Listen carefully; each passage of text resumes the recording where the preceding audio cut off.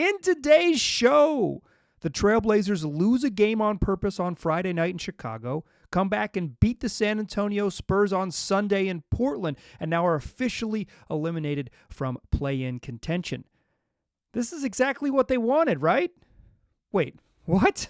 Welcome to Locked On Blazers. Let's get into it.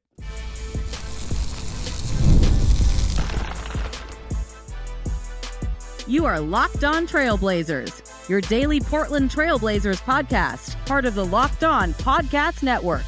Your team every day. What's up, world? It's your past first point guard and Trailblazers reporter, Mike Richmond. You're listening to another episode of Locked On Blazers, part of the Locked On Podcast Network.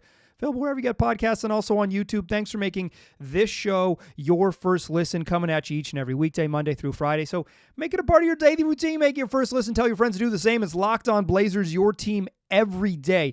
In today's program, I have recorded many confusing episodes in my years doing this. I started doing this show in 2019. I started taking it much more seriously in 2020. I've spent 5 or 6 years making podcasts about the Portland Trailblazers during a time when they have mostly struggled, albeit the Western Conference Finals in 2019 was extremely not struggling, the best they've been since I have been in the city. But this was one of the most puzzling weekends among them all. In the 5 or 6 years that I've been recording this podcast, this was one of the weekends where I came away sitting down to do this show, getting my notebook out and saying, what really just happened? So I'll try to unpack everything that just happened. The Blazers on Friday evening went into a game in Chicago, made it real close down the stretch, and then decided very, very clearly they did not want to win. They took steps in order to prevent themselves from winning, or at least to drastically decrease their chances of winning in crunch time. That's weird. Although you can follow the logic, and we will. And then on Sunday, they come back and they beat the Spurs, and they don't do the sort of egregious tanking thing. That's weird. The decisions in tandem are weird. The decisions in light of the whole season are weird. I don't think no one needs to go to the gulag for it, but I came away puzzled. I've tried to map out what I see as the reasoning from the Blazers, and I'm going to share that with you in today's program, but I want to be 100% clear right up front. I probably don't agree with it, but I'm going to do my best to walk you through the logic. I know there's some really literal people out there that sometimes I explain the thinking from the franchise, and they say, why are you defending them? No, I'm not going to do that. I'm certainly going to say some my personal opinion, but I want to walk through the logic. We'll walk through both games. An incredible recap of the Bulls game, and we'll talk about the Sunday game too against the Spurs. Back in the building. It was good to be back. Let's do what we do, though. Fast recap in the West for both these games. The Bulls game is truly puzzling. Blazers up 3 at halftime, up 2 at the break, but the Bulls come out in the third quarter and score 40 points. They outscore the Blazers 40-29 in the third quarter. The offense starts humming. Kobe White's got, he gets it rolling, and the Bulls' offense just looks way better. Nikola Vucevic looks way better in that period as well. They just the Bulls' offense all of a sudden is really not having much trouble against the Blazers. They go into the third quarter up 92-83. The fourth quarter is going to be very strange. But the Blazers are playing this game so extremely shorthanded that just the fact that they're in the game in the third quarter in the Chicago is noteworthy. This is the 5th game of a 5-day trip. It's the second night of a back-to-back after international travel, right? They leave Toronto. You get into Chicago late. You got to go through customs. Even flying private, you still have to get off and go through customs. I am certain, dear listener, never done it with the team, but I'm certain they have it better than you or I, private citizens crossing back into the U.S. border, but still the worst of the sort of the private travel situation is coming back in from Toronto. they are playing, this is fifth game in 5 days, fifth game of a road trip, second night of a back-to-back. They're playing without Tumani. They're playing Tumani Kamara, who missed the game with an ankle injury. They're playing without Duop Reef, who missed the game with a knee injury. They're playing still without Anfernee Simons, out with that forearm contusion, still without Scoot Henderson, who is in concussion protocol.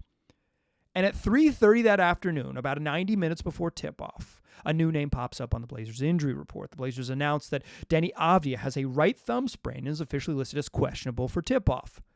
Holy cow. But Deni plays. And he's hooping.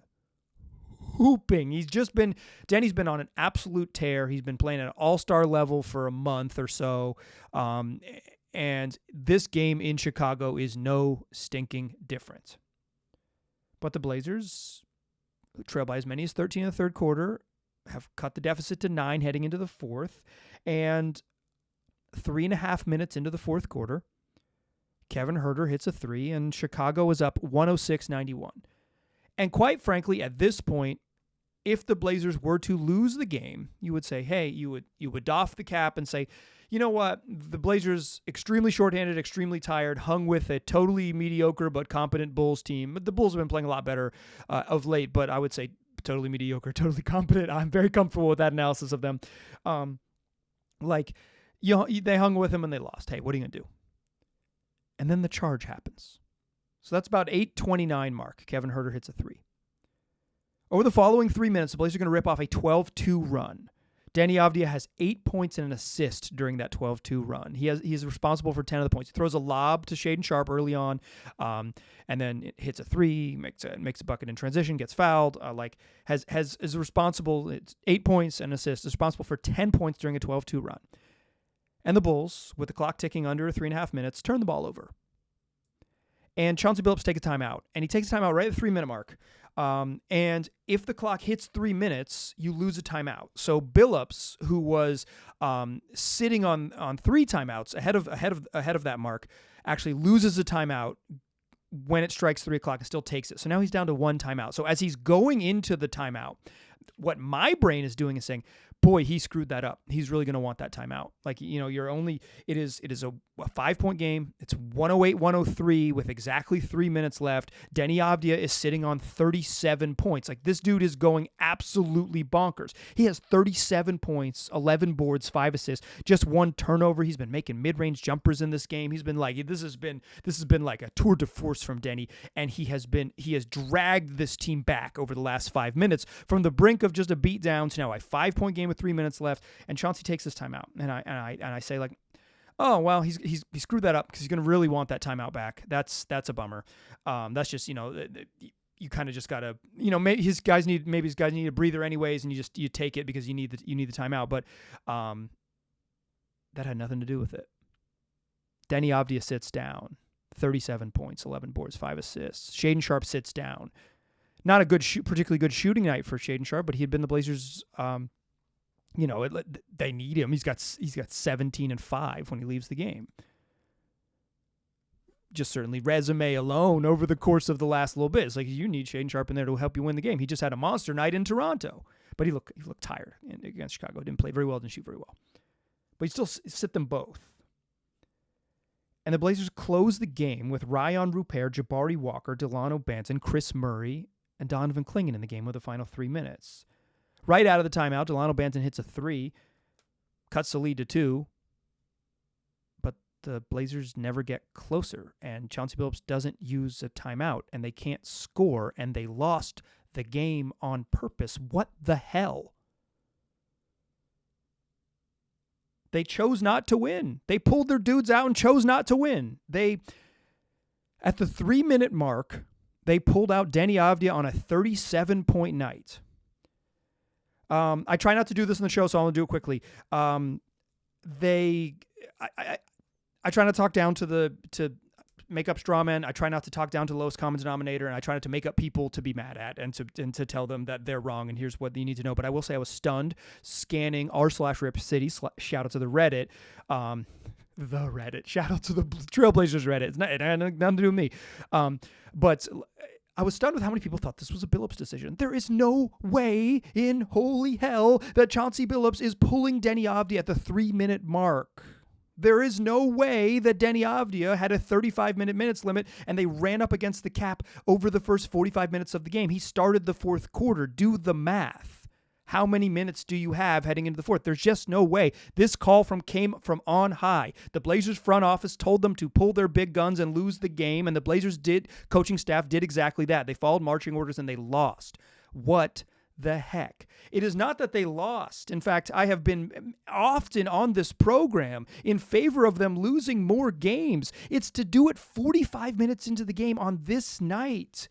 If you're going to lose, when you put Deni on the injury report at 3:30, 90 minutes before tip-off, keep him there and hold him out of the game. Just lose it. Just lose it before tip-off. Lose it because of the lineup you have available. Pulling dudes at the end of the game, as we've seen the Raptors do a couple times this year, and the Jazz have done it as well, and the Blazers, no strangers to it, famously pulled Shaedon Sharpe, a 20-year-old, off the court in a game a couple years ago against the San Antonio Spurs. Like, this is not new in the NBA. This is not new this season. This is not novel to the Blazers. This is a thing that's happening everywhere. The Blazers followed an increasingly kind of unsavory tanking trend, and they lost to the Bulls on purpose, pretty much ending their hopes at getting a play-in spot, which they would be officially eliminated on Sunday when the Kings won another game. But it was, Blazers basically had to go 5-0 to give themselves like a real chance in their final 5 games. And when they lose one of them, it's like you're going to need the Kings to really face plant to have a chance, and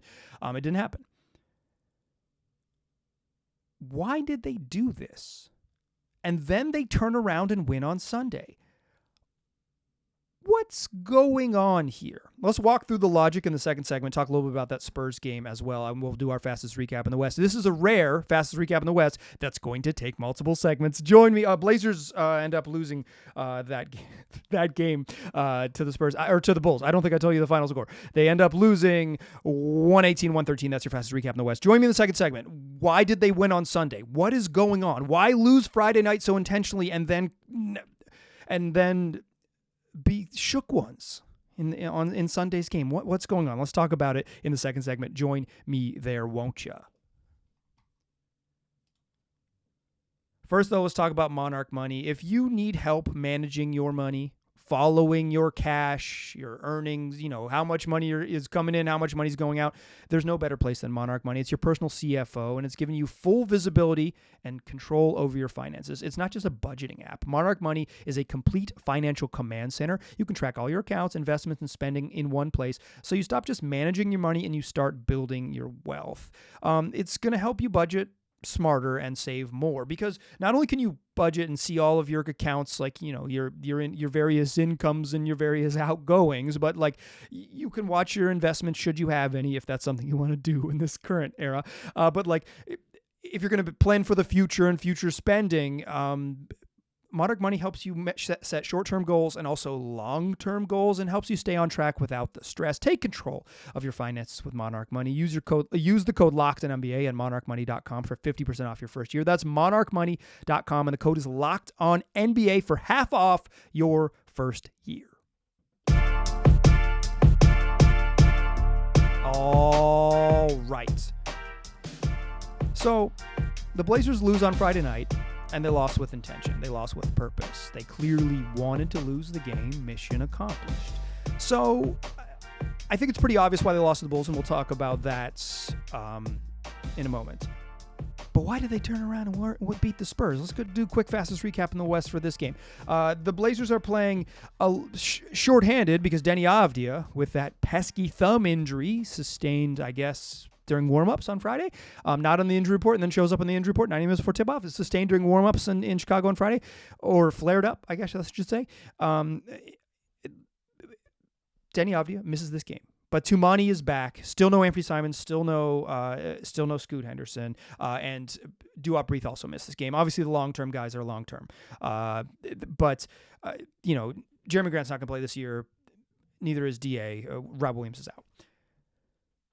So the Blazers roll out with Matisse Thybulle, Tumani Camara, Shaedon Sharpe, Delano Banton, and Donovan Clingan. And they're pounding the Spurs early because the Spurs aren't very good. and they're missing all their dudes. They're a beat-up team. They were going to be like a pesky play-in team, but then their best players are hurt. And so the Blazers up 15 after 1. The Spurs get as close as 4 in the second quarter, but the Blazers push back to 9 at halftime. Blazers get up by as many as 17 in the third quarter, and again, the Spurs hang around, get as close as 5, and the Blazers go into the fourth up 11, 86-75. And then it gets close down the stretch of this game.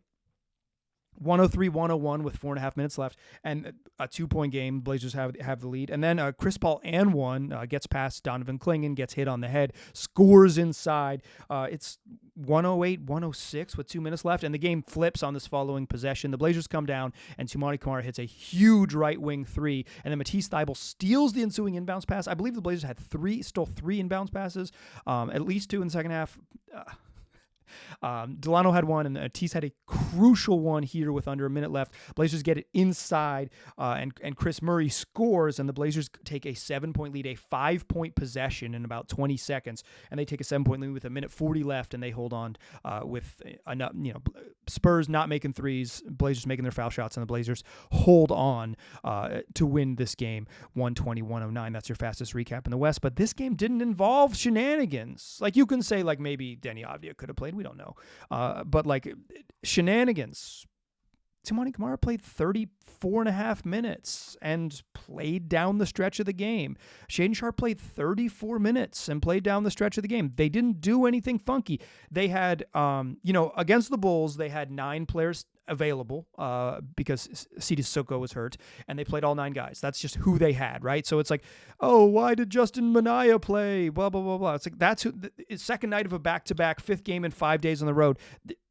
Justin Minaya played 10 minutes. You gotta find some rest for someone at some point, and then they found some rest in those final 3 minutes. But against the Bulls, they've got 10 healthy players. 9 of them play. Sidi Sissoko doesn't play. If they're really gonna, against the Spurs, yeah, that's what I said. I believe they had 10 available bodies. Sidi Sissoko was healthy but did not play. He was a DNP CD. So like, they could have stretched deeper into the bench if they wanted to. Justin Minaya only played 13 minutes in this game. They didn't run up Toumani 40 minutes, and they didn't run up Shaedon Sharpe 40 minutes, but 34 minutes is regular starter time for these guys. And when the Spurs threatened with 4 minutes left, and again with 2 minutes left, the Blazers didn't do any nefarious nonsense in order to lose this game. So what the hell? Why did they do this? What is going on? Let's walk through the logic. So what happened? What happened Friday, and why didn't it also happen Sunday? Because if you're gonna lose, when the Blazers lose to the Spurs, the Kings win and beat the Cavs on Sunday, so the Blazers are officially eliminated from playoff contention, because the most wins the Blazers can have if they go 3-0 down the final stretch is 38 wins. The Kings are already at 38 wins, and they have the tiebreaker over the Blazers in any head-to-head scenario. So and in multi-team scenarios, because the Blazers' record against the Western Conference would also come up in multi tiebreakers with Phoenix and Sacramento. So the Blazers are done. They're done. They're officially eliminated from the play-in, from a postseason berth. And they wanted this, right? You don't lose to the Bulls on purpose on Friday if you didn't say we don't want to make the play-in, which goes contrary to pretty much all of the messaging we've heard from them. But really, we haven't heard much from the front office. We've heard from the players and the coaches, and those parties typically want to win. But when asked at the trade deadline if Cronin would encourage his team to make the push for the play, and he said he said it wouldn't be fair to take it away from him. And then on Friday in Chicago, he takes it away from him. So why did he do that? Why did the front office do that? So you lose on purpose against the Bulls, because if the Bulls had lost that game, if the Blazers had completed that comeback and beaten the Bulls in Chicago, the Blazers would have dropped from 9th to 10th. The Bulls would have dropped below them in the standings. The 10th in the lottery odds has only a 14% chance at a top 4 pick and a 3% chance at number 1 overall. At 9th, you jump from 14% to just over 20%. It's about a 6% increase in your odds at a top 4 pick, and you have a 50% increase in getting 1 overall, from 3% to 4.5%. The Bulls would have dropped to 9th. The Bulls, with that loss, and the Blazers would have climbed up to the 10th best lottery odds with a win. But would it have held? Chicago went to Charlotte on Sunday and beat the Hornets. Then they close out the year at the Cavs, against the Heat, against the Wizards, and at the Sixers. Cavs don't really have anything to play for. Maybe they play for purposes of pride or whatever, but they're in. Their spot is good. I guess like maybe they're chasing home court advantage in the NBA Finals, so maybe they want to win, right?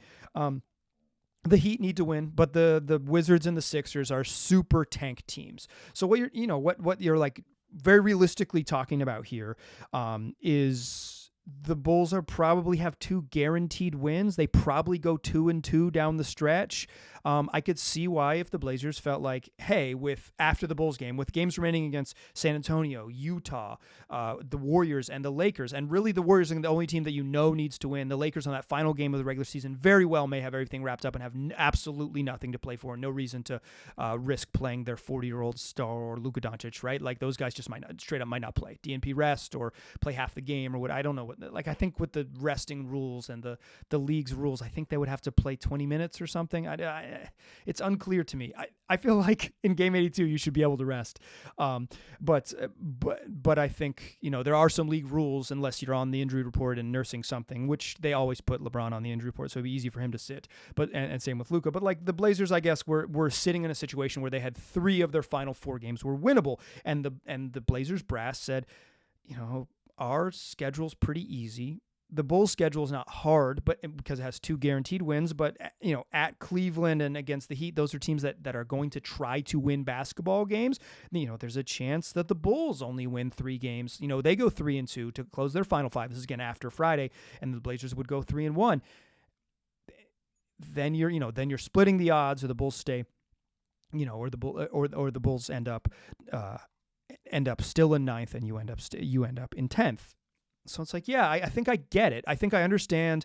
If you look at that, like, I think I can follow the logic at least. But the Bulls are incentivized to win. They're trying to win. They might make the playoffs and not end up in the lottery anyways. Like, it just seemed a little extreme. I'm not against them losing. I'm against the way they lost. I think that was bizarre. I think it was a bizarre way to do it. Just hold Denny out of the game. But if you do that, why not go in all in on the 8th? Why not go in all on getting the 8th best lottery odds? Why not lose to the Spurs? Why not do your damnedest to lose to the Spurs? Why did Toumani Camara play on Sunday? I mentioned the odds. If the Blazers had fallen back to 10th, that's like basically a 6% drop in likelihood of getting a top 4 pick. Well, from 9th to 8th, if the Blazers were really going to chase 8th, it goes from a 20.3% chance of a top 4 pick to 26.3% chance. Again, another 6% increase, and your odds again increased by 50% of the number 1 overall pick, from 4.5% to 6%. These are unlikely, right? This is all generally unlikely. But if you're going to lose, why are you a halfway crook? There are famously no such thing as halfway crooks. You're scared to death. You're scared to look in your yearbook. I believe that's Eminem, not Mobb Deep. But in any case, what happened? Why the Spurs? I got logic on that too, but I need to take another break because that's how the show works. I'll tell you why I think the Blazers beat the Spurs. I don't get it. Join me in the 3rd segment, and I'll walk you through, I guess, what the logic is. First, though, let's talk FanDuel. The NBA playoffs are here. The Blazers are not going to be participating. They got exactly what they wanted. So congratulations to them. They won't be in a postseason. But if you want to get in on any postseason action, you can do all of that right there on the FanDuel app. Right now, join FanDuel. Place your first $5 bet. You'll get $250 in bonus bets if your bet wins. FanDuel makes it so easy, whether you're picking your favorite team or a new favorite team, or you're diving into player props. 3-pointers, steals, assists. FanDuel has so many ways to bet your favorite player props. Plus, even after the game tips off, if you miss tip-off, you can still combine your live props into a same-game parlay for a chance to win big. Live prop betting on FanDuel. So don't miss out. Head to FanDuel.com. Claim your $250 in bonus bets today when your first $5 bet wins. Still a pass first point guard. Still Mike Richmond. Still listen to Locked On Blazers. So the Blazers probably lost to the Bulls because they looked at their schedule versus what the Bulls' schedule was remaining and saying, if we win this game against Chicago, we have a chance to we might just keep winning because the Bulls' schedule is not super, super easy, and the Blazers' schedule has a chance to basically have maybe one team that's left, like one quality team actively trying to win a game. And the Blazers are maybe a little bit worried they're going to win too much and end up with the 10th best lottery odds. But then they didn't go for it. Halfway crooks. Absolutely halfway crooks. Why do it? Why go?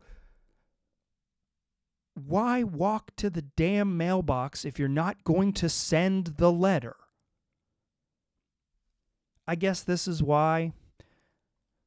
If the Blazers had lost to the Spurs, and again, like this, there was no guarantee they were going to lose to the Spurs. The way you lose to the Spurs is before tip-off. The way you hold out Danny on Friday night in Chicago, you do not let Toumani Camara play. He says, I want to play. The ankle's good. I'm a competitor. I want to win. And you say, sit down. Ask yourself this. What's an easier conversation to have?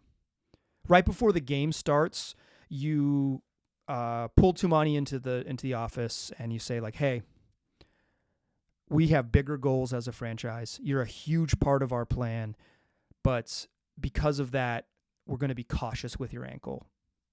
We have other goals at stake. You probably know what they are. You're not going to play tonight. Or is that a harder conversation? Or Denny Avdia sitting on 37 points, you pull him into the office after the game with 3 minutes left and say, yeah, dog, we just need the lottery odds. Great game. We just didn't want you to have a chance to win because of the lottery odds. Cool game, though. You had a cool game, but, lottery odds, we can't have you winning. Which conversation do you think's harder, right? If you're going to tank, do it. Do it. And do it with the lineup, and do it before tip-off. You lose the games with the roster.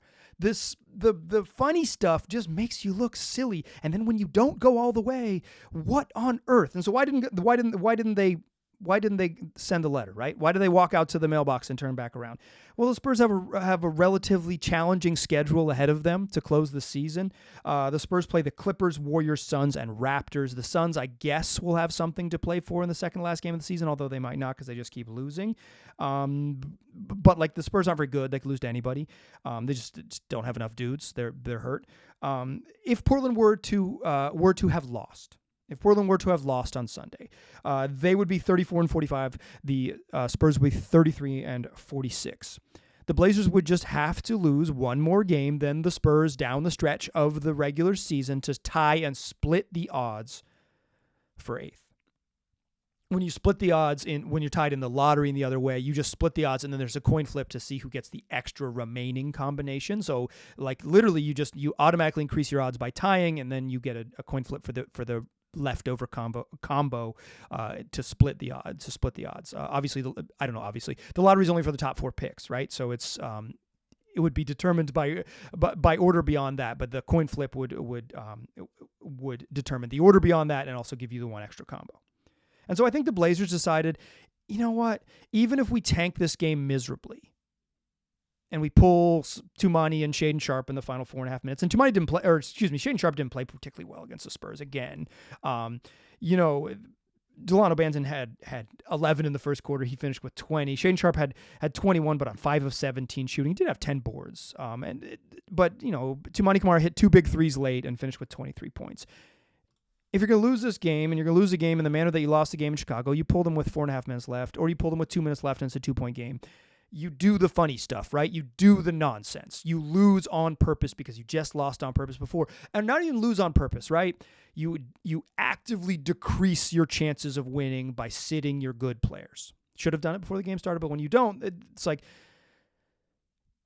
if you're going to go all the way. Send the letter. What are we doing? You wrote it all down. You stamped the envelope. What are we doing? Send it in. But I think the Blazers looked at their schedule and looked at the Spurs schedule and said, Jazz, Warriors, Lakers, pretty good chance the Lakers got nothing to play for on Sunday.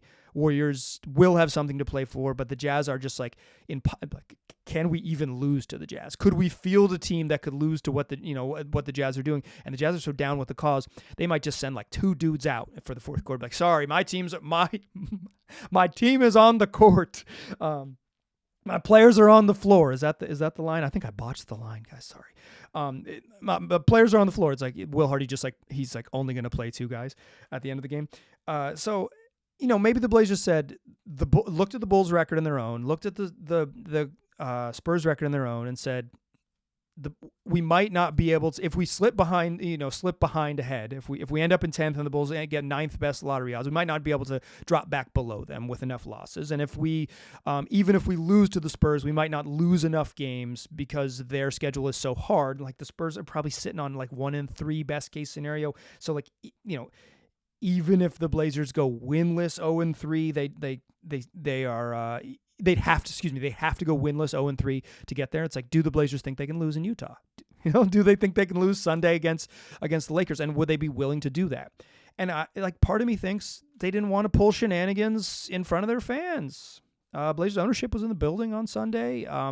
You better believe they're privy to some of the decision making. I'm not sure they're making those decisions in terms of win-loss and lottery stuff, but they're certainly privy to the decision making happening. I come away from this weekend just puzzled. I'm just puzzled. The Blazers have spent much of the year, let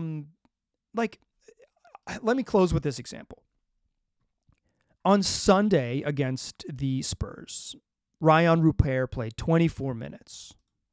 On Friday, he played first quarter minutes against the Bulls. Because the Blazers are deeply shorthanded, you got Rayan Rupert for about 21 minutes on Friday and 24 minutes on Sunday. They didn't do that in January and February. They didn't carve out developmental minutes. Obviously, they're super injured and blah, blah, blah, blah, and there's a reason that he played. But the Blazers didn't do this in January and February. If you wanted to end up with better lottery odds, you carve out just 6 and 7 and 4-minute chunks for really young players and really inexperienced players, because certainly many of the Blazers players that play a ton of minutes are young, but some of the other more inexperienced, more developmental players on the roster, and you just give them some minutes knowing you're going to lose those minutes, right? That's how you stealth tank. That's how you lose games and get some positive developmental outcome, is that you lose 6-minute stretches, and so you lose 5 or 6 more times in the year. But to make this push, to win that 9 out of 10 stretch, 10 out of 11 stretch in January, to be as good and as competent as they have looked since the middle of the season. It's like, yeah, this team is better than the bad teams. They're not quite as good as the good teams, but they seem like they could be in the mix on every night because of the defensive baseline that they have. To do all of those things and make all of that progress, and then to pull the plug mid-game against the Bulls, and then after you pull the plug to try to put the plug back in and not really go for it against the Spurs, it's like, I have sat here in this chair many times and said the Blazers should have lost more games this season. I'm in favor of it, right? I don't see personally, and many of you disagree with this, and I'm cool with it. I don't personally see the deep developmental value in playing a meaningful game postseason, play-in games. I don't think the Blazers could win 2 play-in games on the road. I don't think they'd have. I think making the playoffs and losing your draft pick would be kind of a mess. I don't see the value in making the play-in, and I do see the value in losing games. I've been on it. I've been on pragmatic losing, and I think some of you hate that, and that's fine. I'm not here to convince you. I don't know why they did it like this. Why did they do it like this? I think it was maybe pretty funny the way they pulled the plug in Chicago, but it was certainly not a positive experience, not a rewarding experience for the players, for the coaching staff. Go watch on the Blazers YouTube channel. Go watch Chauncey Billups' post-game interview in Chicago. It's available on the Blazers YouTube interview. Watch it closely. Watch it with a discerning eye. That is not a coach who is happy about what went down and how it went down. The answer to the first question about what went wrong in the final 3 minutes, he says, we didn't have our playmakers out there, the guys that got us there. That is not a coach saying, I had to take them off because they were tired and it was a bummer. That is saying, if you read between the lines, you could probably figure it out. It was such a whack way to do it on Friday, albeit the right thing to do for lottery odds, right? The correct choice for the lottery odds. And then to kind of say, 9th is fine. Lottery odds, schmottery odds. to not continue to go for it and do the whack stuff, like do the loser stuff that you did Friday, and like commit to the bit for a week. You're not gonna poison the program by losing on purpose for a week. You spent freaking 3 years doing it. If you don't think the water's poison, like if you think the Blazers were magically able to overcome nefarious tanking last year, yeah, well, they could magically overcome a week of it too, and they just didn't commit to it. And I don't get it. Go all the way. If you're going to walk all the way to the mailbox, send the dang letter. Send it. That's going to do it for today's program. We got more of them the rest of this week. Blazers are not making the play-in tournament, and that's exactly what they wanted, despite what they may have told you. Tell your friends about the program. We'll be back. 5 of them, wherever you get podcasts, also on YouTube. I appreciate you listening. Talk to you soon.